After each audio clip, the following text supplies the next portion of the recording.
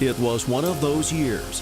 The rain kept falling, the snow kept piling up, drifts got higher, and people who started off loving it all grew weary of the endless storms. It's one of those that we wanted it to stop. But as winter gave way to spring, it created one of the greatest shows in history. Might be a once-in-a-lifetime opportunity. As the melt began and the falls came back to life. An incredible waterfall year. Waterfalls we've never seen before. I've been up here many, many times over the years, even when I was small, and I've never seen it like this. Rivers roared, roads flooded. Hikers got drenched. Artists captured it. Photographers adored it. And dreamers imagined what Muir would say. In the midst of its headlong descent, with all of that whirling, fairy, springtime spray, and those rushing comet tails. In 100 different languages, everyone was talking about the return of the lost falls of Yosemite.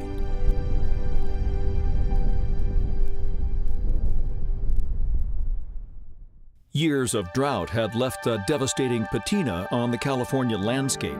Brown grasses, dying forests, empty lakes, terrifying wildfires, dry cliffs where waterfalls once lived. Suddenly, it all changed.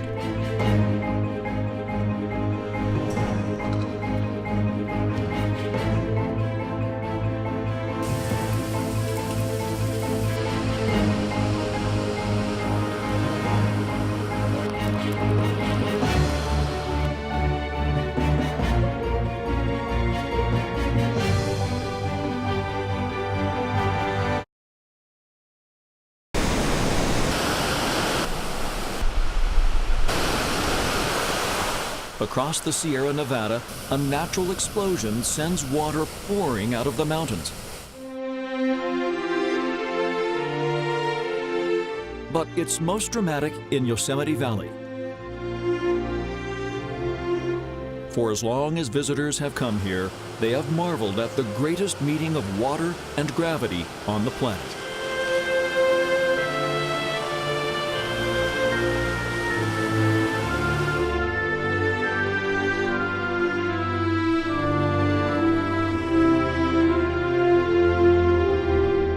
And the spring of 2017 was like few others.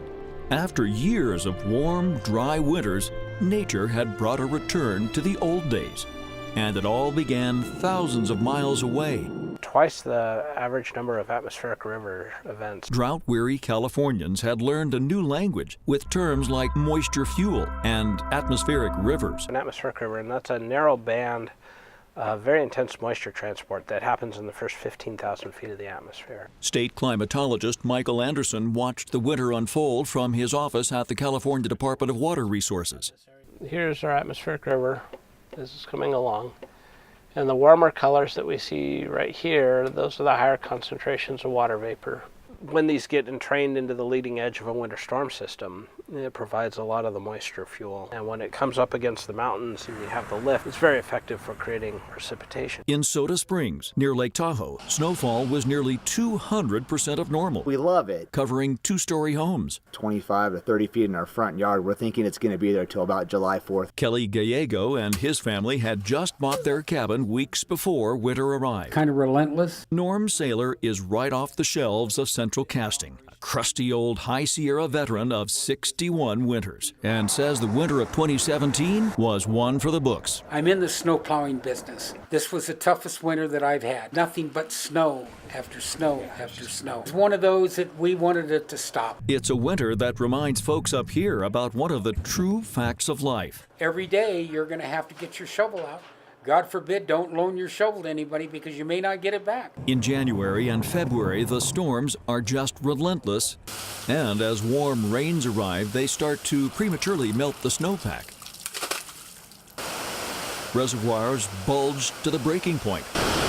On the Calaveras River, the McCullummy, the American. The gates are cracked wide open, making room for more water coming down out of the Sierra Nevada. In Rancho Cordova, a footbridge over the American River disappears in just hours as the levels rise rapidly. parks are closed. The curious come out with cameras to watch. This is breaking news. And in mid-February, the world watches as the storms trigger a potential disaster on America's tallest dam. Rising levels at Lake Orville on the Feather River threaten to collapse an emergency spillway. 30-foot wall of water that would be coming out of the lake. High releases had already torn apart the main spillway.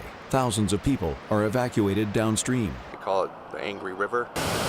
Further south, the Yuba jumps its banks. It was double this magnitude of this. When that water was coming down there, it wasn't just kind of staying down, it was literally like an ocean wave just rushing down the hill. On Donner Pass Road, the snows buried whole vehicles, not found for months. Travel along the highway and you can see cabin after cabin buried in snow. The drifts tower over these resort homes. Businesses are entombed. And still, as the calendar moves to spring, the snows just keep falling, turning the famed Donner Summit into postcard material. Along Highway 50 near Lake Tahoe, the snow is flying April 1st as state crews measure snow depth. We are at the Phillips Snow Course and just measured a depth of snow of 94.4 inches. He calls it a phenomenal snowpack, loaded with water. State crews are overwhelmed with rain and snow. Highway crews are struggling to open passes over the Sierra. By May 31st, Highway 108 on Sonora Pass was still buried under snowdrifts, some 50 feet deep. Highway 120 over Yosemite Tioga Pass did not open until June 29th. Despite trouble on the roads, by early May the storms ease. The sun comes out and temps warm up. In the high country, all that snow slowly begins to surrender. The big melt is underway. Old and new waterfalls come to life. Along Highway 50 in El Dorado County, Bridal Veil Falls has travelers stopping for group photos and just to marvel. But of course, the big melt is most dramatic in the place known around the world for its waterfalls, Yosemite. In early May, the dogwoods bloom, a marker for the warmer temps that will unleash the high country snow. All heads are pointed upward as the first act in nature's greatest show begins.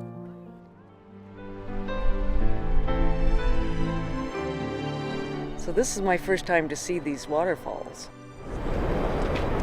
and they are incredible. It's my first time to Yosemite, and it's right at the peak of the waterfalls. They're just inspiring and incredibly powerful.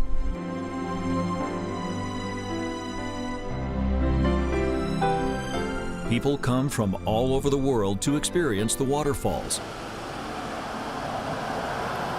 It is atemberaubend, breathtaking. Avem și noi ceva zone similare, so this is a beautiful place.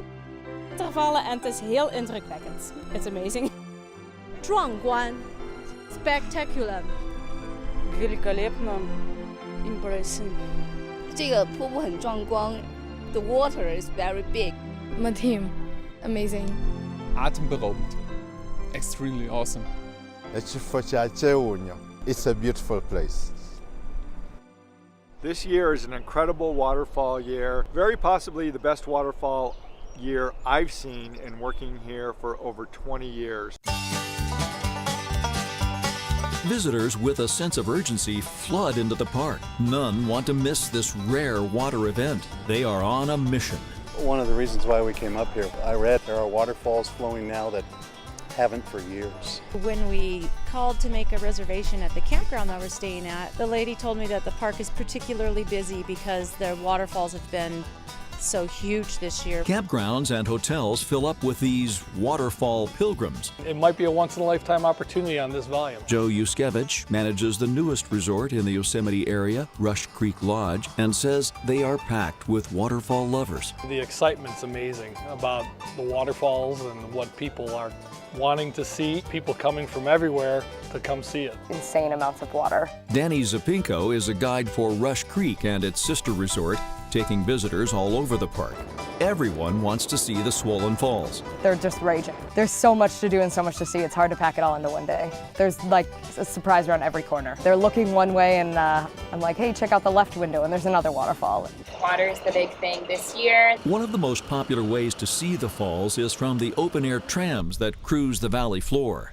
Ranger Deanna Del Solar says everyone's asking about the falls. It's a huge year. There's waterfalls all over the place. Waterfalls we've never seen before, waterfalls we don't have names for.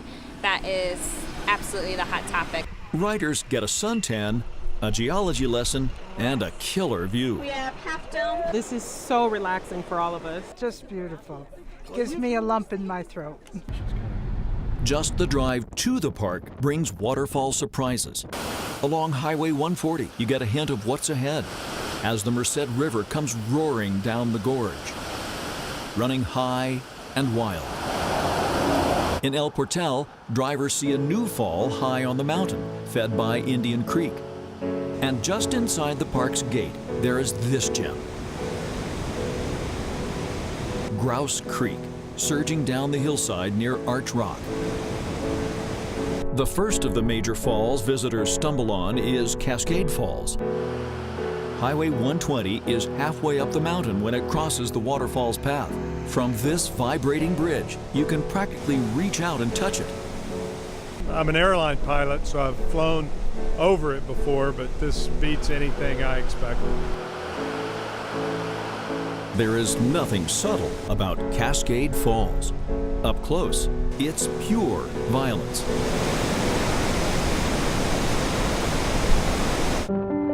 As visitors proceed east into the valley, Bridal Veil Fall is there to greet them, to pull them in. It's magical with so much water.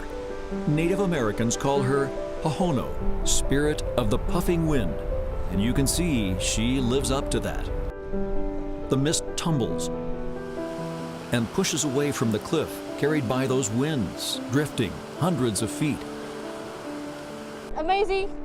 Yeah, beautiful. I think my poor English cannot describe it. To get close to the falls, visitors must first navigate the flooded parking lot, a delicate ballet. The prize is up a short trail, painted with rainbows. For Elaine and Phil Gonzalez, the view comes with a price. They're drenched. We got soaked and we saw a few people going up there with actual rain gear. They were the smarter ones. Just beautiful. And we came at the right time.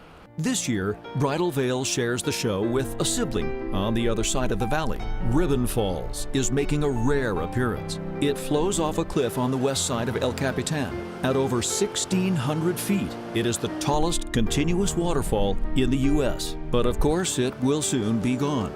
It is one of many ephemeral falls in the valley. Some of them will flow for a week, 2 weeks. We have about 40 or so that are named waterfalls, but on years like this, big snow years, there's water everywhere, and a lot of these are creeks, and most of them just don't have names. This year, the valley is loaded with these ephemeral falls. Below Glacier Point, Staircase Falls tumbles 1,300 feet down the granite face. Watching it for even a few minutes, you realize it has the perfect name. Silver Strand Fall is robbed of any attention because of the old real estate adage, location, location, location. At Tunnel View, all eyes are focused to the east. Tilt your head up, and there is Silver Strand in all her glorious isolation. They're all looking that way. You have so many things to look at in Yosemite, but yeah, it's right there. Usually sometimes people will see it as we're cruising out of here.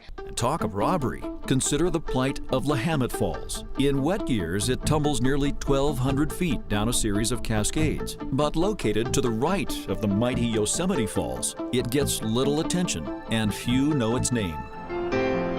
2017 brought another lost fall back to life. In all its hypnotic glory, Sentinel Falls cascades in steps alongside Sentinel Rock. I haven't seen Sentinel Fall flow for years, and I've seen it go ways I've never seen it go. Nearly 2,000 feet high, the longest single drop is 500 feet, but it's really a series of waterfalls, each with their own personality. But of course, the matriarch of the valley will always be Yosemite Falls. She didn't disappoint. And it certainly attracts a crowd. As visitors descend on the falls, rangers turn into traffic cops, and the trail takes on a Manhattan feel. But even with the congestion, the view pays dividends. Artists gather. A view like this, it's amazing. Yeah, I know. I mean, it's so inspiring.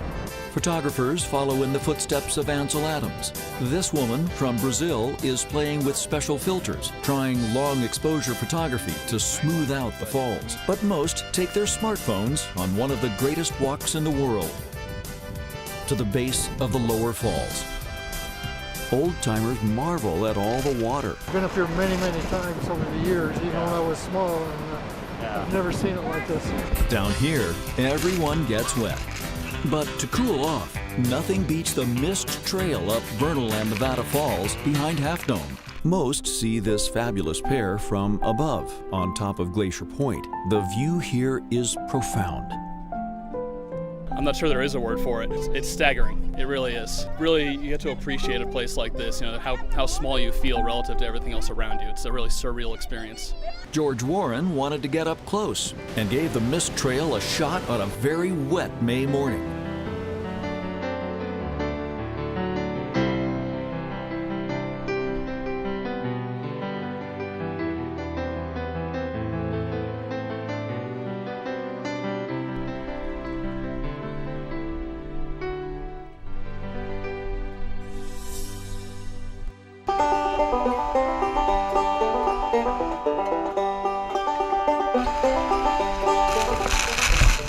It doesn't take long to see why they call it the Mist Trail. Spray from Vernal rains down on hikers, coming in waves. Two things. The spectacular, the roar of the waterfall. Number two, this sense of danger that one wrong step might be your last. I'm usually pretty good at this stuff. This is really scary.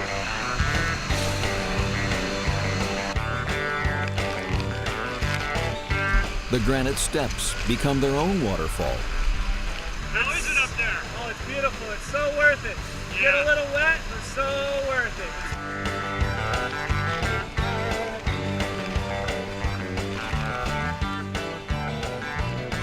Terrifying, yes, but thrilling? You bet. That was one of the most harrowing things I've ever done. There are multiple times on that path that you think you could die if you make one wrong move.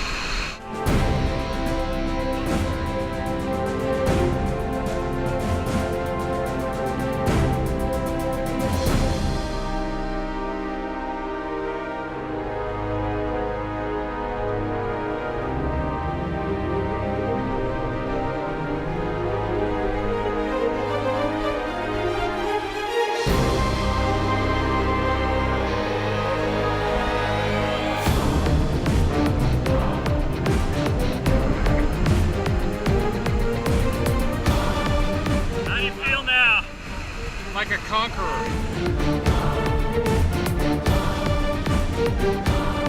What do you think when you look out there? Nothing short of spectacular. It's a natural cathedral. I had this feeling, and maybe you did too. You took one wrong step, it's over. Yes, I looked straight down at the edge. There was no railing in some of the parts. That scared the hell out of you. I almost turned back.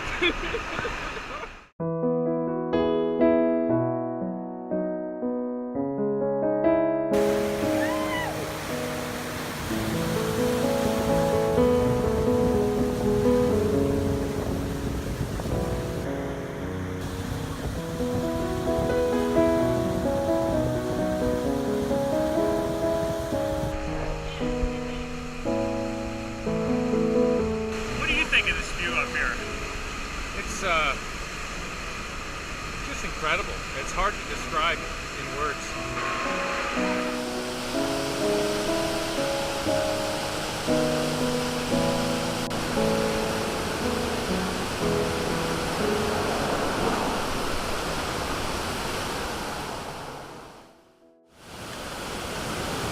Downstream from Vernal, the Merced River wreaked havoc on the valley. Rising waters covered trails, making hiking and biking a real challenge.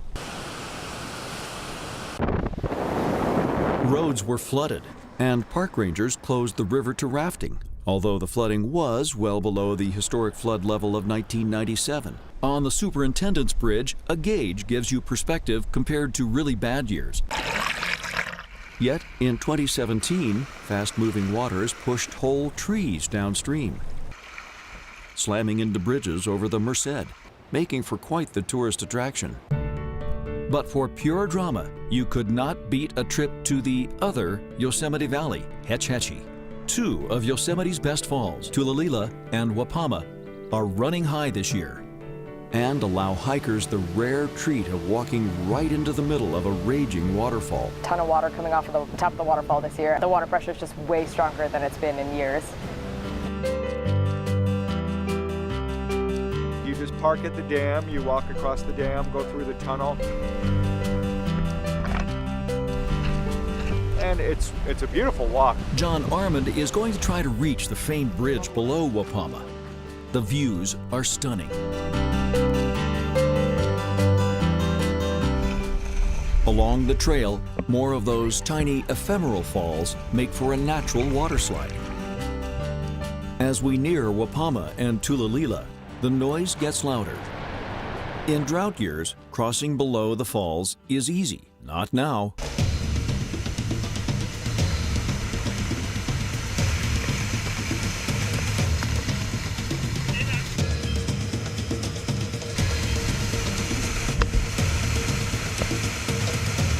We're hearing reports the water may close the Wapama footbridge again. We have a footbridge that goes over it and it's just closed. And they've had to close it about 6 times this season because the water keeps tearing down the railings.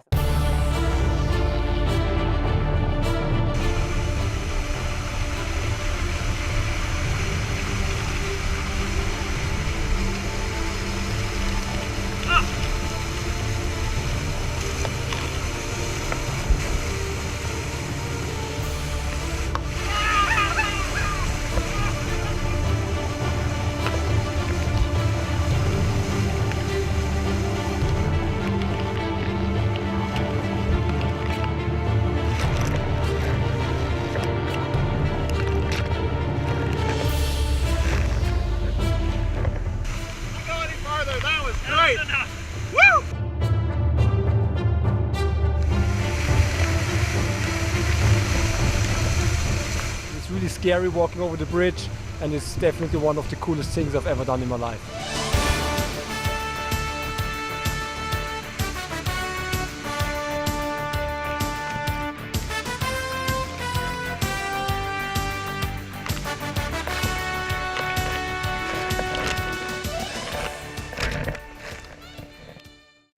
Perhaps no one would have appreciated a spring like this more than the father of the national parks, John Muir.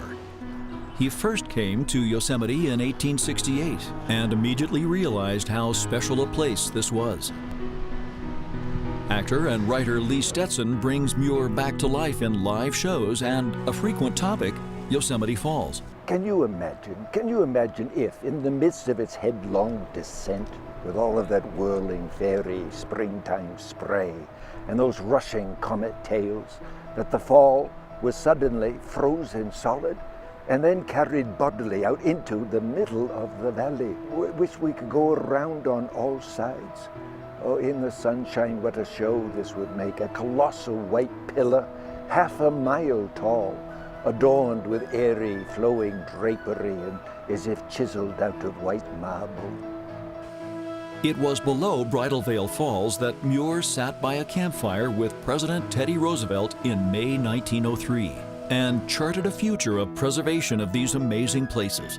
One can just imagine that night. The fire embers taking flight, the sounds of the roaring falls in the dark.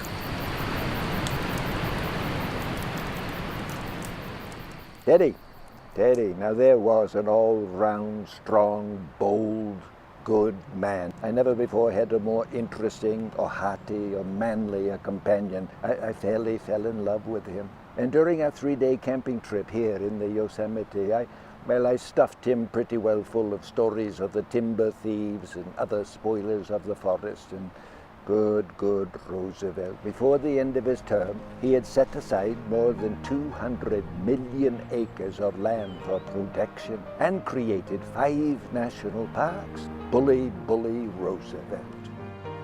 You might say Muir and Roosevelt helped save these waterfalls that night. And nature brought them back to life. With the cycle of spring to summer, then summer to fall, the snowmelt ends, and the granite walls steal the show back from the water. The waterfalls of 2017 will just be memories. But oh, what memories.